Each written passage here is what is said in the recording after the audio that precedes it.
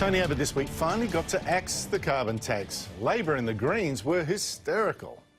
A planet of 4 degrees of warming is a planet that can sustain life for about 1 billion people only. Tony Abbott is sleepwalking Australia to an environmental and economic disaster. But wait, Labor's Bill Shorten now promises there will be another carbon tax under a government he leads. An emissions trading scheme is the policy which Labor will take to the next election. And the government can't believe its luck. We will hang this around his neck like a rotten, stinking carcass, and it's going to cost you the Prime Ministership of Australia. I'm back with Michael Kroger and Craig Emerson. Craig, is Bill Shorten mad? Bill Shorten's absolutely right to be advocating, as Labor policy, an emissions trading scheme.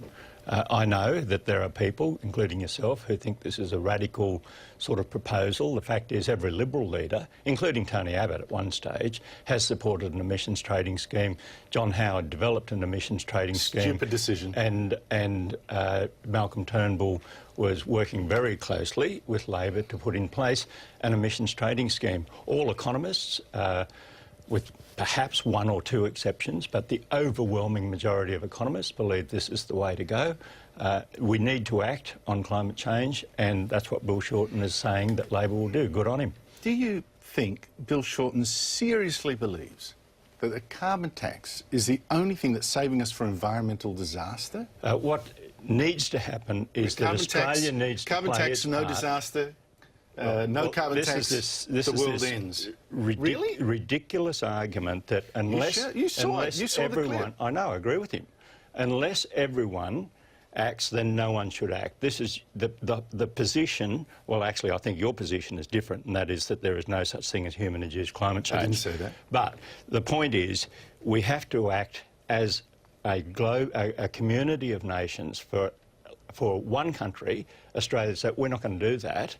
I don't think is morally right. I think that that means future generations should be ashamed of this country if it doesn't act on putting a price on carbon.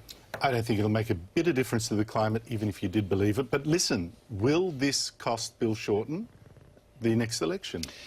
On its own, it won't cause him to lose the next election, Andrew. No, I think what will cause Bill Shorten to lose the next election is that Australians are never going to trust a man who stabbed 2 Prime Ministers in the back. It's never happened before, and it won't happen this time.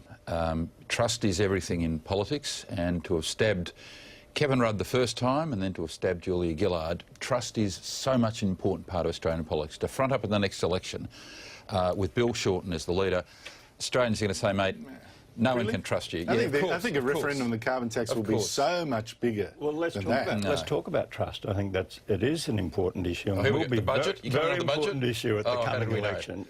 You've got a Prime Minister who said there's a budget emergency in May of 2013. Budget emergency said, but we're going to unveil what we're going to do about it before the election, a couple of days before they did. He said he was going to stop the boats, and the answer was nothing. The answer was nothing. And then after the election, emergency. Their response, the coalition's response, 2 days before the election, was to reduce spending by $1.5 billion per annum, $6 billion over the forward estimates, which is a rounding error.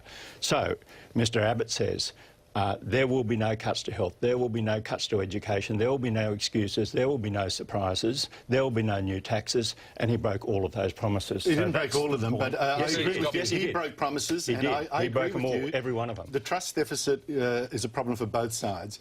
But how big a win was scrapping the carbon tax for Tony Abbott? Look, it was a very important symbol for the government. I mean, you've got to remember, though, Craig, that Abbott came into office saying, you know, what do people remember? What did he actually say? He said, I'll get rid of the carbon tax. Tick. So he did.